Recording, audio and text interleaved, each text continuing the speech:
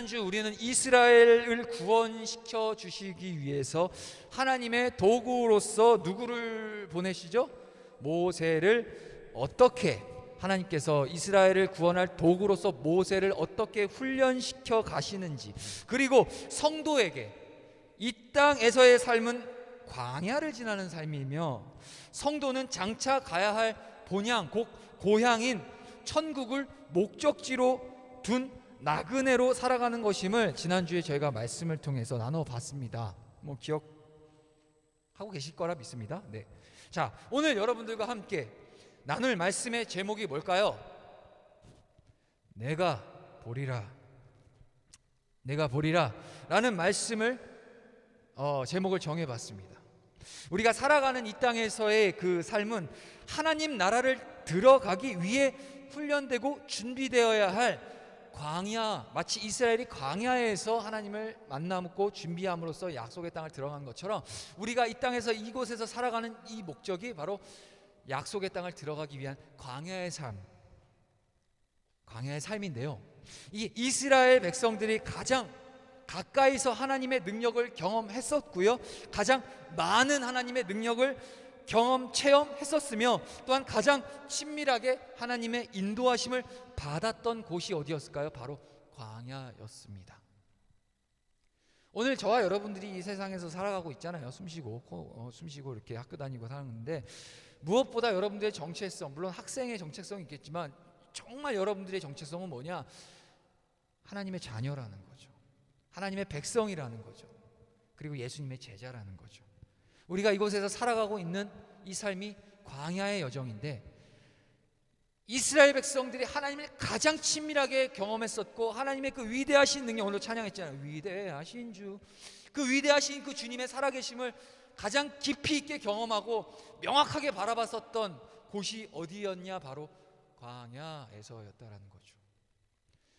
즉 뭘 얘기를 하냐? 저와 여러분들 오늘 신앙생활하고 이렇게 삶의 자리에서 이제 오늘 예배 끝나고 나아가서 내일부터 중간고사 치를 텐데, 심심한 위로를 드립니다.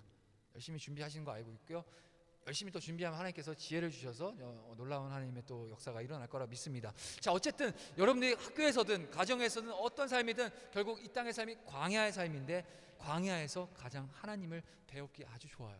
왜? 다른 데 붙잡을 게 없거든요. 광야는 다른 걸 의지할 데가 없거든요. 자, 어쨌든 여러분들은 지금 광야의 길을 걷고 있다고 생각하시면 됩니다. 자, 모세가 미디안 광야에서 지난주에 누구를 만났죠? 아내? 이건 약간 복습 차원인 거죠. 지난주에 아내 이름이 뭐죠? 자, 퀴즈 갑니다. 당당하게 얘기하세요. 자, 무슨 보라? 뭐 다 졌죠 뭐. 예, 10보라. 일단 제 눈에는 몇 명이 들어왔는데 이따가 제 회원 선생님한테 패널 좀 프로티즈 좀 달라고 할게요, 제가. 자, 어쨌든 광야에서, 미디안 광야에서 모세는 시보라를 만나서 결혼을 했습니다. 그리고 아들을 낳죠. 아들의 이름은 또 뭐일까요?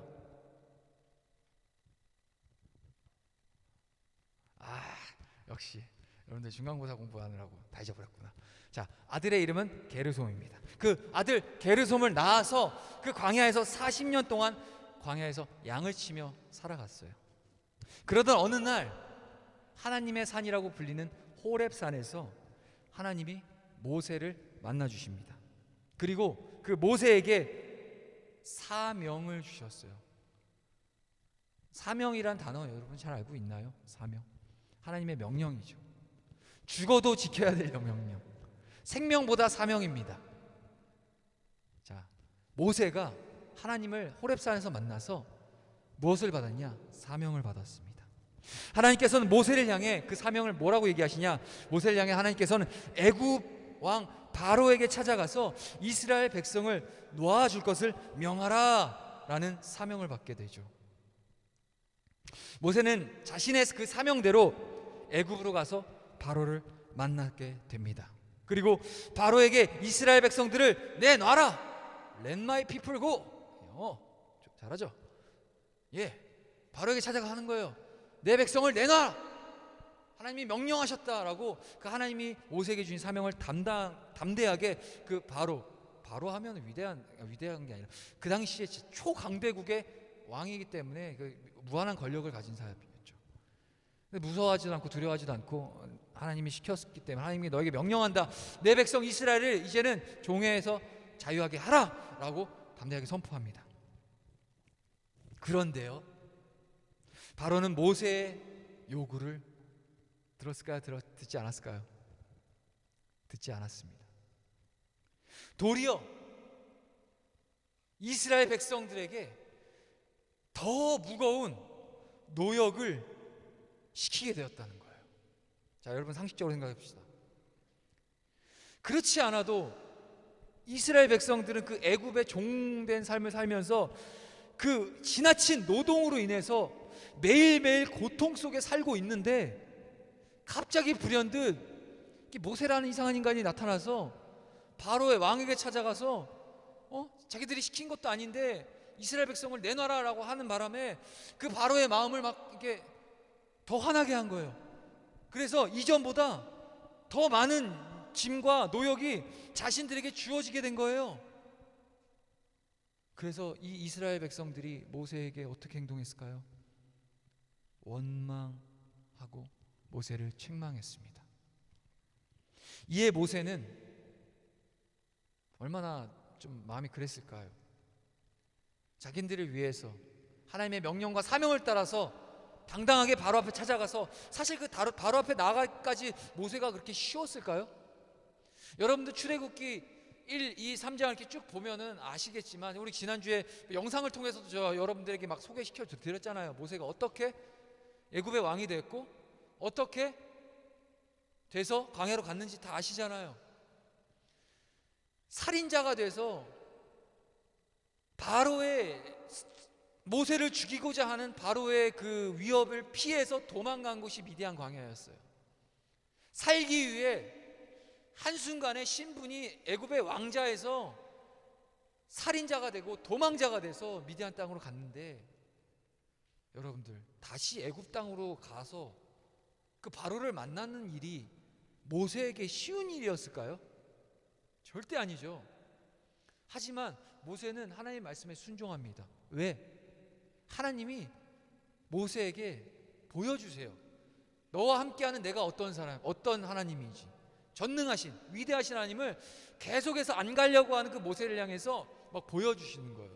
이 내용들이 그러니까 출애굽기 3장에 나옵니다. 나중에 한번 읽어보세요. 어쨌든 그렇게 큰 결심을 하고 사명을 따라서 바로에게 갔는데, 하나님이 또 능력을 보여줘서 너 너무 걱정하지 마, 내가 너와 함께하니까 넌 그냥 가서 내가 시킨 대로 전하기만 해.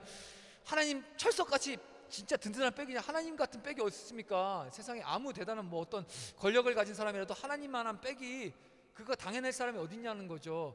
그 하나님 백 나 믿고 가서 바로 앞에 가서 시키는 대로 내 백성을 가게 하라 했는데, 그러면 어떤 반응이 나와야 되는 게 상식일까요?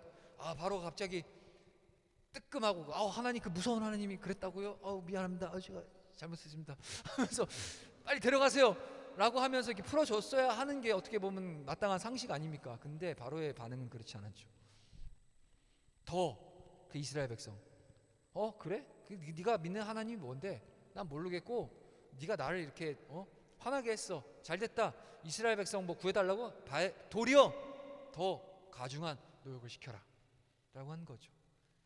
그러니까 노역을 당하고 고통당하고 종로로 타던 이스라엘 백성들 입장에서는 황당한 거죠. 모세에게 찾아가서, 왜 네가 저 바로를, 멀쩡한 바로, 가만히 있는 바로를 선동해서 왜 더 큰 짐을 우리에게 짊어지게 만드냐라고 모세를 신랄하게 비난하고 책망하는 장면, 그 장면이 오늘 배경 가운데 있는 거예요. 우리 한번 읽어볼게요. 이에 이 이스라엘 백성들의 그 반응에 마음이 심히 상한 이 모세는 하나님께 다시 찾아갑니다. 찾아가서 뭐라고 얘기하냐? 출애굽기 5장 22절 23절 있습니다. 우리 화면에 나오니까 함께 한 목소리로 합독해 보겠습니다. 시작. 모세가 여호와께 돌아와서 아뢰되, 주여 어찌하여 이 백성이 학대를 당하게 하셨나이까? 어찌하여 나를 보내셨나이까? 내가 바로에게 들어가서 주의 이름으로 말한 후로부터 그가 이 백성을 더 학대하며 주께서도 주의 백성을 구원하지 아니하시나이다. 제가 거짓말한 게 아니죠. 모세가 하나님께 나가서 하소연하는 거예요. 이러한 모세의 모습을 보면 사실 연약한 저와 여러분들 우리들의 모습이 발견됩니다. 내 나름대로, 저와 여러분들 나름대로 각자의 모습대로 신앙생활, 이제까지 어렸을 때부터 유아부, 영유아부 태어났을 때 부모님과 함께 신앙생활 시작을 하면서 나름 초등부, 유치부, 유년부, 유아부 뭐 이렇게 쭉 거쳐서 고등부까지 왔고 나름 그 각자의 삶에서 하나님을 열심히 믿어보겠다고 신앙생활 해왔고, 어려서부터 교회 안에서 굳은 일도 마다하지 않고 봉사도 했고, 오늘 찬양팀 너무 많이 섬겨줘서 얼마나 감사해요.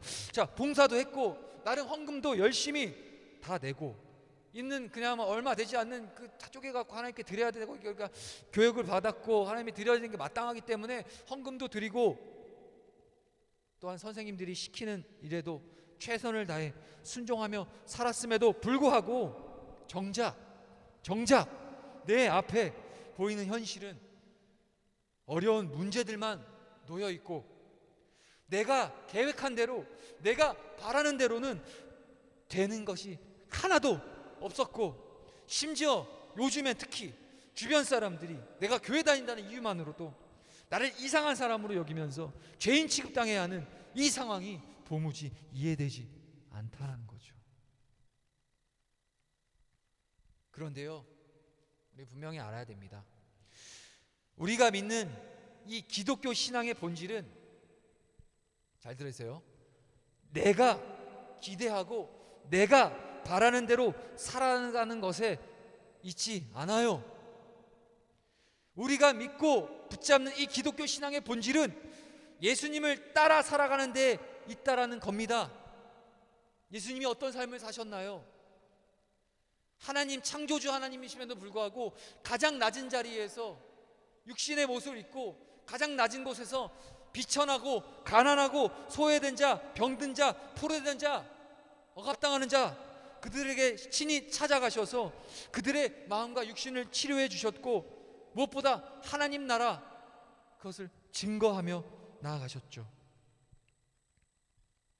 예수님을 믿고 구원을 받은 성도인 저와 여러분들, 우리들의 삶의 중심은, 우리가 믿는 기독교 신앙은 자기 중심적인 삶을 사는 것이 아니라 하나님 중심적인 삶을 살아야 한다는 겁니다. 할렐루야. 여기에 이해 없으신가요? 이해 있으시면 지금 당장 얘기해 주세요. 제가 얼마든지 여러분들 변증해 드립니다. 변론해 드립니다. 이해 안 되는 거. 이성적으로도 절대 여러분들 하나님 이길 수 없습니다. 지적인 것, 궁금한 것, 여러분들 충분히 하나님께서는 당신의 전능하시면 다 채워가실 수 있으세요. 문제는 뭐냐? 믿고자 아니하고 인정하지 아니하려는 연약한 나의 본성, 내 죄. 그냥 마냥 귀찮죠? 이 주일날 이 10시에 나온 거 얼마나 피곤합니까? 조금이라도 여러분 상황이 열리면 안 가려고 아마 더 했을 겁니다. 안 오고 싶어서. 미안합니다. 여기서 뭐 힘써 시키는 친구들이 대부분인지 알지만 뭐 그렇단 얘기죠. 뭐 그런 친구들이 많아요. 생각 밖에는. 자, 우리 솔직해지자는 거예요. 하나님 앞에 우리의 모습을. 근데 여러분들 그러한 마음이 있다면 여러분들, 우리는 지금 착각하고 있는 거예요.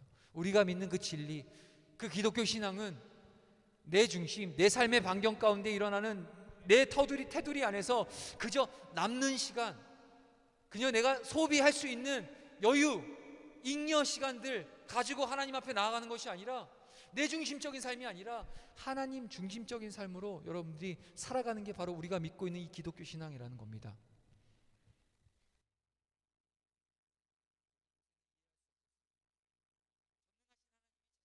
하신다고 하셨기 때문에 바로를 찾아갔고 카리스마 있게 이스라엘 백성을 놓아줄 것을 선포하게 되면, 그러면 당연히 바로가 하나님 그 능력 앞에 꼬랑지를 내리고 금방 이스라엘 백성들을 풀어줄 것이라고 생각했었죠, 모세는.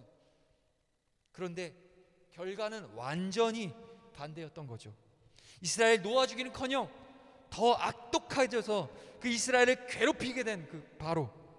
그래서 모세는 하나님께 찾아가 하나님을 원망하며 이 상황을 지금 하나님께 따지고 있는 겁니다. 그럼 모세에게 하나님 뭐라고 말씀하실까요? 6장 1절 한번 읽어보겠습니다. 함께 읽을게요. 시작. 여호와께서 모세에게 이르시되 이제 내가 바로에게 하는 일을 내가 보리라. 강한 손으로 말미암아 바로가 그들을 보내리라. 강한 손으로 말미암아 바로가 그들을 그의 땅에서 쫓아내리라. 할렐루야. 하나님이 그 모세의 그 하소연, 그 모세의 그 애통함에 응답하시는 거예요. 여기서 뭐라고 하십니까? 이제 내가 바로에게 하는 일을 네가 보게 되리라 라고 하시는 거예요. 조금 더 이 표현을 신랄하게 제가 표현을 바꿔보자면 하나님 모세에게 이렇게 말씀하시는 겁니다. 잘 들으세요. 자, 모세야, 지금부터 내가 바로에게 행하는 일 네 두 눈으로 한번 똑똑히 지켜봐라. 약간 좀 과장 섞어서 제가 제 나름대로 표현을 했는데 지금 이렇게 모세에게 말씀하시는 거예요. 하나님은 마치 모세가 자신을 향해 원망하기를 기다렸다는 듯이 하나님께 찾아와 하소연하던 그 모세를 향해 강력한 메시지로 응답해주고 계시는 겁니다. 하나님의 뜻은요 반드시 이루어집니다. 그렇다면 우리는 그 하나님의 뜻을 어떻게 알 수 있을까요? 이런 부분들 여러분들 고민해 봐야 됩니다. 하나님의 뜻이 도대체 뭘까?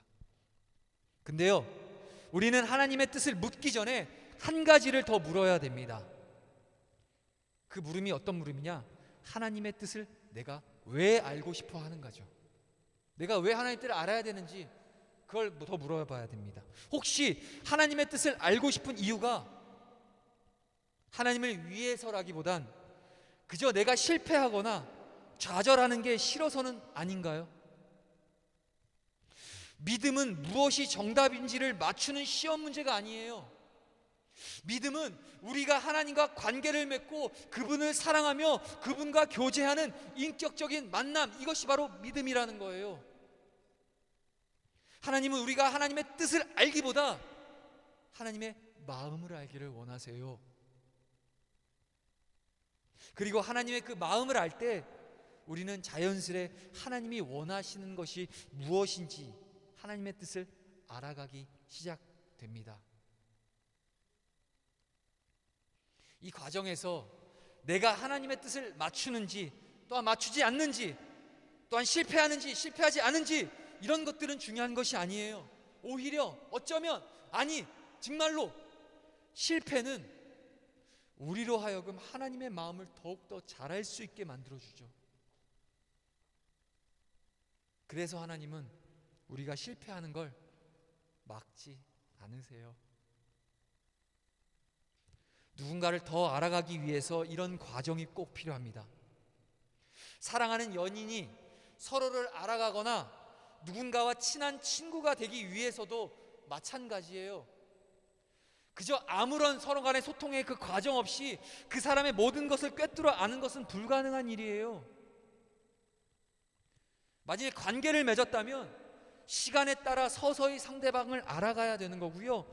이 과정 속에서 여러 우여곡절과 상처와 때로는 실패도 존재한다는 말입니다. 하지만 우리는 그런 경험을 통해 상대방을 더욱 알아갈 수 있게 되죠. 그렇게 시간이 지나 관계가 깊어지면 굳이 말하지 않아도 자연스레 그 상대방이 무엇을 원하는지 알게 되는 거죠. 이것이 바로 인격적인 관계라는 거예요. 여러분들 하나님의 뜻을 묻기 전에 먼저 하나님과의 이러한 인격적인 관계가 이루어질 수 있길 원합니다. 할렐루야. 자, 오늘 제목이 내가 보리라 라고 정했는데요, 평소에 우리는 하나님이 하시는 일에 별 관심을 두지 않을 때가 많습니다. 그런데 우리는 느끼지 못하고 있지만 우리 삶의 그 구석구석에서 하나님은 일하고 계세요. 하나님이 우리 삶 속에서 행하신 일을 우리는 그저 보이지 않는 것이 아니라 우리가 보고자 하지 않는 것이 문제인 거예요. 저와 여러분들 삶에서 지금 이 순간에도, 이 시간에도 하나님은 여러분들을 사랑하시고 하나님과 함께 하셔서, 하나님 함께 하셔서 여러분들 삶의 모든 구석구석 문제, 작은 신음까지도 다 듣고 계시고 여러분들의 삶 가운데 역사하고 계세요. 문제는 뭐냐? 그 하나님 자신을 보이지 아니하시는 것이 아니라 여러분들, 제가 하나님을 그닥 중요하게 생각 안 하고 보려고 들지 않기 때문에 보지 못하고 있는 겁니다. 모세에게 불어온 어려운 상황이 결국 모세를 하나님께 찾아가게 만들었고요, 하나님께 부르짖게 만들었고요, 하나님의 그 적극적인 응답을 경험할 수 있게 만들어 준 거랍니다. 여기서 중요한 것은 하나님은 자신의 하시는 약속은 그 무슨 일이든지 어떻게 해서든지 반드시 지키시는 분이시라는 사실을 우리는 분명히 알아야 됩니다. 출애굽기 6장 4절에서 5절까지 말씀도 함께 합독해서 하나님께 올려드리도록 하겠습니다. 시작. 가나안 땅 곧 그들이 거류한 땅을 그들에게 주기로 그들과 언약하였더니 이제 애굽 사람이 종으로 삼은 이스라엘 자손의 신음소리를 내가 듣고 나의 언약을 기억하노라. 아멘. 자, 이따가 우리 공과 퀴즈 할 건데 여러분 힌트입니다. 4절이 힌트입니다. 정확하게 보세요. 가나안 땅 곧 그들이 거류하는 땅을 그들에게 주기로 그들과 언약하였다. 하나님이 약속하신 거예요. 이스라엘 향해서 약속의 땅을 너에게 주겠다라고. 그 약속, 하나님은 이스라엘에게 하신 이 약속이 있으신 거예요. 그리고 그 약속은 구원받은 성도, 즉 오늘 우리들에게도 하신 약속입니다. 가나안 땅을 주기로 하신 그 약속이 무엇입니까? 바로 예수님을 믿음으로 장착하게 될 저 천국을 우리에게 허락해 주신 것, 그것이 바로 우리에게 허락해 주신 가나안 땅을 약속해 주신 거예요. 그래서 이스라엘 백성에게 하신 약속이 단순히 그 당대 그 수천 년 전에 이스라엘 백성들에게만 하신 것이 아니라 바로 지금 우리가 함께 예배하고 있는 저와 여러분들 성도된 우리 모두에게 주신 약속이 바로 그 약속의 땅, 그 가나안 땅을 지금으로 얘기하면 우리 하나님 나라 천국, 그 천국을 우리에게 약속하셨다는 겁니다. 하나님의 백성인 이스라엘에게 젖과 꿀이 흐르는 가나안 땅을 주시겠다는 약속을 기억하신 그 하나님께서 애굽에서 그 430년 동안 종 노릇하며 고통 가운데 하나님을 찾았던 이스라엘의 목소리를 듣고 계셨던 겁니다. 모른 채 하신 게 아니었어요. 즉 하나님의 백성이 진실로 하나님을 찾고 하나님을 의지하는 그때를 기다리고 그날을 위해 하나님은 쉬지 않고 이미 준비하고 계셨던 겁니다. 포인트는 뭐냐? 결국 하나님은 준비가 다 되고 하나님께서 이 약속을 이루시기 위해서 모든 세팅을 다 해놓으셨는데 문제는 그 하나님을 찾지 아니하는 완악한 우리의 모습이, 우리에게 약속된 그 수많은 은혜와 그 천국의 복을 이 땅에서 우리가 누리지 못하는 그런 안타까움을 우리 주님은 계속 보고 계신다는 겁니다.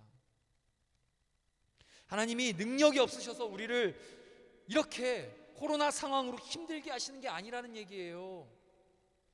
하나님이 팔이 짧으셔서 그 짧은 팔로 우리를 끌어안아 주시 못하시는 것이 아니라는 얘기예요. 우리는 이미 하나님의 능력을 우리 삶 속에서 경험하고 있는 사람들입니다. 여러분들 하나님의 은혜가 없으면 절대 이 자리에 못 있어요. 오랜만에 우리 진짜 사랑하는 성웅이도 왔는데 하나님의 인도하심이 있고 붙드심이 있기 때문에 여러분들 이렇게 나와서 우리를 영혼을 살리는 생명의 말씀이 여러분들 귀에 들릴 수 있는 겁니다. 우리는 이미 하나님의 능력을 삶 속에서 경험하고 있는 자예요. 그리고 죄악이 만연한 이 세상으로부터 하나님의 크신 팔로 우리를 끌어안고 보호해주고 계십니다. 그저 우리는 우리의 상식과 우리의 개념과 우리의 기준으로 상황을 바라볼 뿐이고 판단하고 하나님을 오해하고 있는 것이라는 사실입니다. 하나님 모세에게 다시 한번 자신의 이름을 소개해 주시죠. 하나님의 이름이 여호와이심을 강조하고 계십니다. 출애굽기 6장 2절 마지막 한 번 더 읽을게요. 읽어봅시다. 시작. 하나님이 모세에게 말씀하여 이르시되 나는 여호와이니라. 공과 공부 퀴즈 힌트. 자, 여호와의 뜻이 무엇입니까? 여호와라는 그 이름의 뜻은 나는 스스로 있는 자다라는 뜻이에요. 하나님은 스스로 존재하시는 분이시라는 겁니다. 그 어떤 것에도 하나님은 기대거나 도움을 받고 계시는 분이 아니시라는 거예요. 스스로 존재하고 계시는 분, 쉽게 얘기하면 하나님의 그 전능하심, 세상 그 어떤 것도 그 하나님의 그 전능하심 아래 다 운영이 되고 있다라는 것. 그러니까 그 하나님이 우리와 함께하고 계시고요, 우리 삶의 구석구석 관여하셔서 하나님 자녀들을 그대로 내버려 두지 않으신다고 하시는 거예요.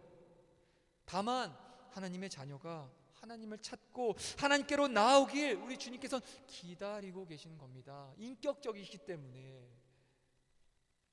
자, 맺겠습니다. 이제 우리 믿음의 눈을 들어서 하나님이 우리 삶 가운데 행하시는 놀라운 일들을 한번 지켜보십시다. 할렐루야.